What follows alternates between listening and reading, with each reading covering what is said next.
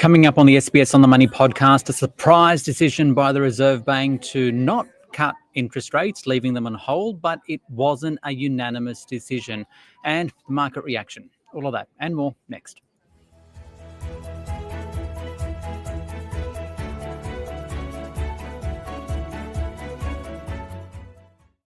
Hi everyone, it is Tuesday the 8th of July. This is the SBS On The Money podcast where we are giving you consumer news and finance and markets news. You can use without the fluff.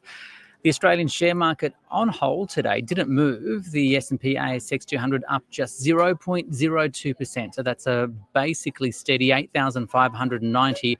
Tell you what else was steady today. Interest rates. The Reserve Bank surprising the market and many economists by leaving the official cash rate at 3.85%. With all the details, I spoke with Katrina Ell, Head of Asia Pacific Economics at Moody's Analytics. Katrina, to what extent is the Reserve Bank's decision to hold interest rates a surprise because it wasn't unanimous? We know for the first time it released the way the board voted, 6 in favour of the decision, 3 against. And what does it say about the economy?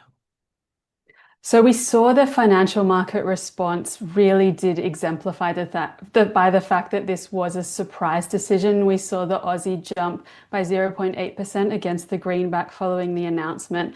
And it really does go to show the RBA made it very clear that it's just not quite comfortable with where underlying inflation is tracking through the June quarter. It is coming in a little bit hotter than what they expect it to. And it really does threaten their view that inflation will sustainably return to that 2 to 3% target band. And because they've already delivered a cumulative 50 basis points worth of reductions, they just don't see the need at this point to deliver that additional 25 basis point cut right now. Those unattributed votes, do they mean anything to you? They do.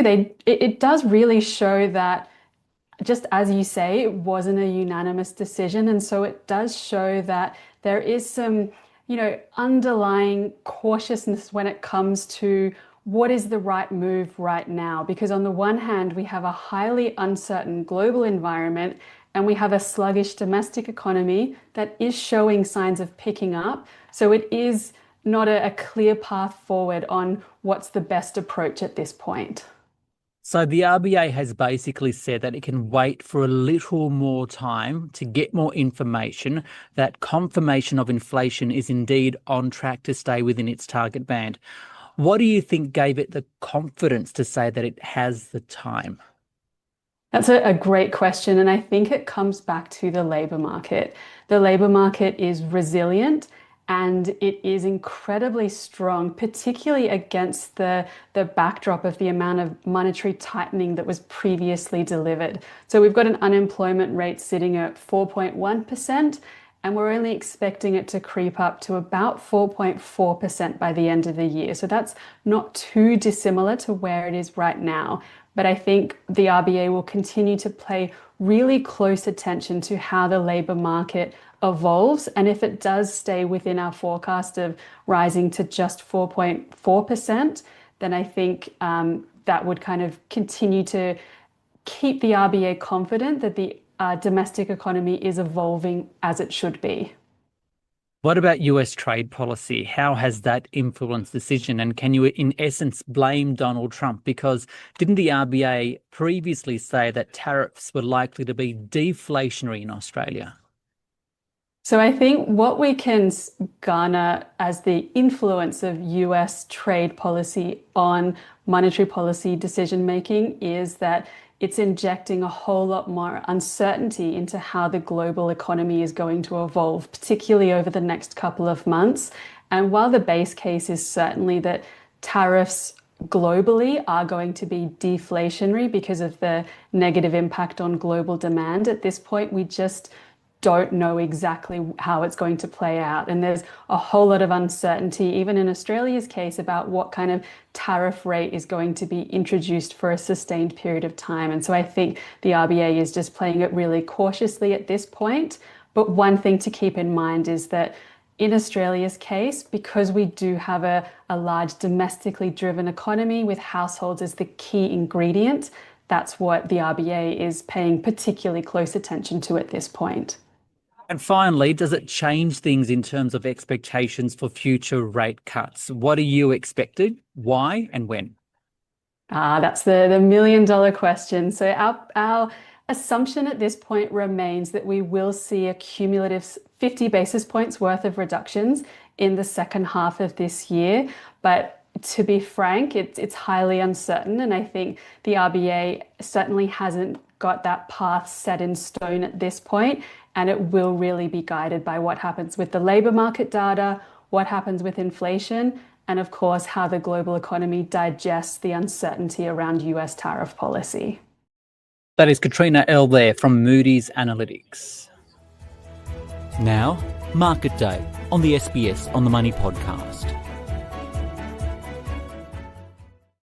So the Australian share market held steady as well. The S&P ASX 200 up just 0.02% to 8,590. 7 of the 11 sectors were lower on the index, led down by the Consumer Staples Index, down by 1.66%. The sector there, utilities, property also weaker. The sectors that did well, information technology and consumer discretionary. For more, I spoke with Stuart Roberts from Stocks Down Under. Stuart, how do the markets react, both equities and currencies, to this decision to hold interest rates by the Reserve Bank? Because it did come as a bit of a surprise to the market. It was mixed reaction. The gold stocks all went up today. So as did, believe it or not, BlueScope Steel, which is facing tariffs at the moment. So I think anything that's consumer oriented was going down, but if it's export focused, it's on the way up. So in terms of rate cut expectations then, I think yesterday when I spoke to my markets analyst, they said that there was a 75% chance the market was giving for a rate cut today. We didn't get it. What's the market now expecting? Well, I think we'll still get a couple of rate cuts. You see that inflation is coming down, but the Reserve Bank is acting very cautiously. Remember, they got caught off guard by this takeoff in inflation a couple of years ago. So they want to play it safe. So possibly we've all talked ourselves into interest rate cuts as soon as possible. That might not happen until we're certain that we're in the band. And then when we are, the bank can cut more aggressively. We've got the interest rates decision that happened today. The other thing that investors are looking at is international effects, right? Donald Trump's tariff policies. They're constantly changing. Right now, he's signalled that he's open to more negotiations after unveiling his first wave of letters threatening higher tariffs. How are investors dealing with that? I think we've walked into what I call crisis fatigue. You switch on the news and there's something bad going on in the world, of which Trump and his tariffs are one. The world hasn't come to an end straight away. And as a consequence, people are just shrugging it off and moving on. One gets the sense that a lot of what Trump says is bluster before the final numbers come through. So given all the environment, what are you telling your clients right now, and where do you see the opportunities for investors? This is a golden time to be in the markets. Obviously, a lot of the big caps have gone to quite high valuations. But this is the year of small caps. We've had several bad years for small caps. Finally, when the bank begins to lower interest rates more aggressively, you're going to see a comeback in a lot of small caps, which have been ignored for the last few years. It's Stuart Roberts there from Stocks Down Under. That wraps up this podcast for this Tuesday. Don't forget to give it a like, a review on Spotify and Apple Podcasts if you do enjoy it, and to click that subscribe button.